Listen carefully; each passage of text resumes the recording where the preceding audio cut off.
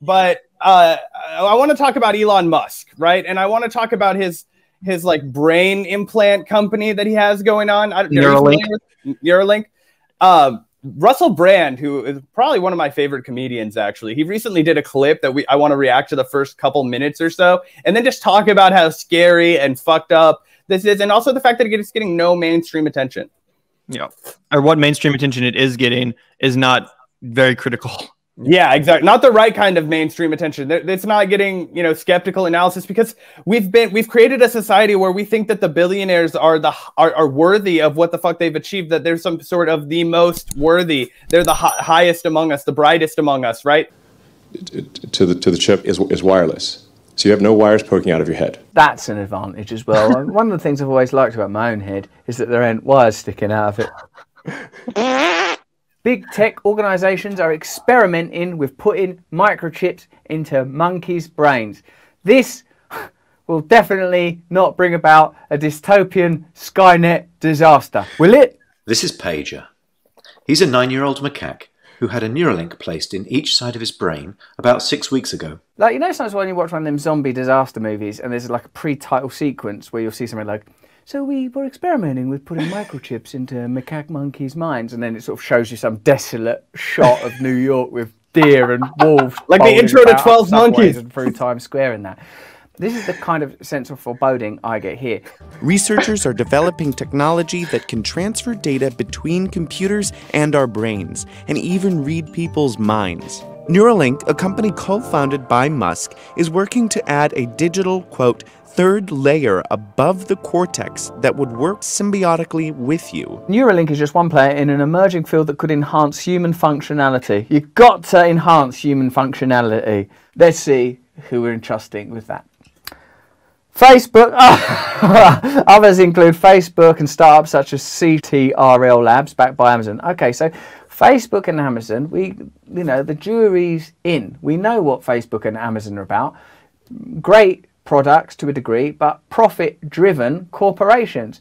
So let's think where they will take it. What will be the biases if companies like Facebook and Amazon are involved in the development of AI? Is it going to be your personal well-being, or will it be profit? Big players like Elon Musk and Facebook have teased their entrance into the market. That market is expected to reach a value of $1.72 billion by 2022. Now, of course, people that are behind this, like Neuralink and Elon Musk, he says like this Neuralink will help people with brain disorders. And of course it will. But I don't think big business owners and their boardrooms are sat around thinking, how can we help people with debilitating brain diseases? That's not how big business operates, is it? Like Coca-Cola and Nike and Facebook and all these big brands don't have as their core values, how the hell do we help people with debilitating brain diseases? It's about, whether it's sugary drinks, sports shoes or Neuralinks, money. It has to be about that. It's not a critique of individuals. It would be pointless to critique individuals within them, particularly a genius like Elon Musk. I'm saying the ideology itself warps society in a direction that is clearly a problem. Again, when you envisage the peripheral place we find ourselves in now, do you think the solution to these problems is going to come from big tech, entrepreneurs, geniuses operating in the spaces of ultra capitalism, or do you think it might be something a bit more radical than that? I.e., do you think we should carry on doing what we're already doing more aggressively and quickly, or try something different? Doing precisely what we've done 18 times before is exactly the last thing they'll expect us to do this time. We can interact with the Neuralinks simply by pairing them to an iPhone. He's learnt to interact with a computer for a tasty banana smoothie delivered through a straw. I find that, even if this is just a piece of visual information. To me, this reminds me of what we were talking about, how this mindset of like, only capitalism will bring innovation, and to some extent that's true, but it's like, do we need this innovation? Is that a step that should be taken? It's like Jurassic Park. To what extent is that really true? Like, to what, like, I give capitalism, credit that it has led to some innovation, but to say, I don't know that it's true to say that capitalism is the only system by which we could see innovation. I think we've seen innovation in lots of sort of within Mondragon. What I'm saying is that no one would have made Neuralink if there wasn't a buck to be made off of it. Yes. Like, that technology would not have been pioneered if it weren't for a capitalist motivation to do so. And it doesn't need to be engineered. That is a technology that does not need to be possessed by human beings, and especially by human beings that are trying to make a buck off of other human beings. So I just think it's an example of, like I said, it's like Jurassic Park. It's like, just because we can doesn't mean we should. Yeah, and it's but because of capitalism, we will anyway, regardless the cost.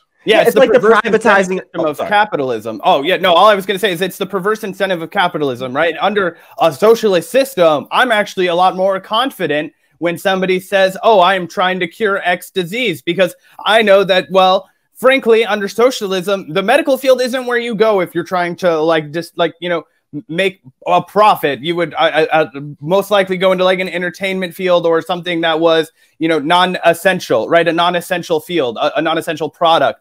But if you were concerned with humanity, if you were concerned with, pushing the boundaries of intellect forward, you would have a robust infrastructure and the resources to do so. And I think that we should not make the mistake of, as leftists, being able to let the right portray us as anti-science.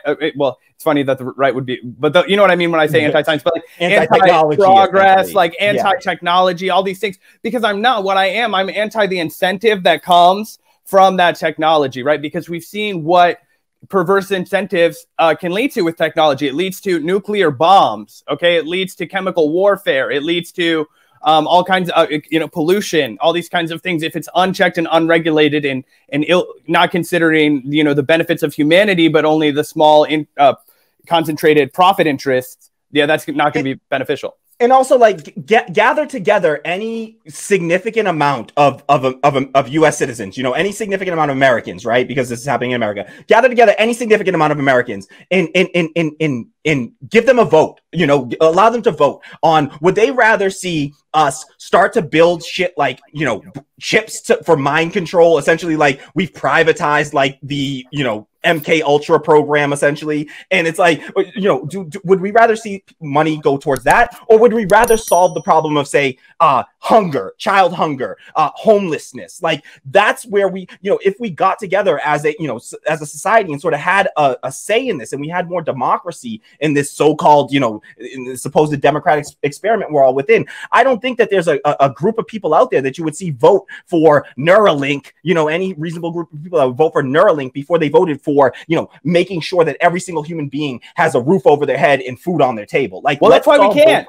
That's why we can't vote on it. That's why we have federalism. That's why we have the, to again, plow into the Noam Chomsky quote. If you listen to Noam Chomsky lectures, he will beat this quote into your fucking brain, which is the reducing the threat of democracy, right? So, if you go back to the Federalist Papers, President Madison, they literally wrote that the primary purpose of government is to protect the minority of the opulent from the majority, in essentially to protect their profit motive. That's the fundamental purpose of government as illustrated by federalism. And that is why we don't have any kind of direct democracy in this country.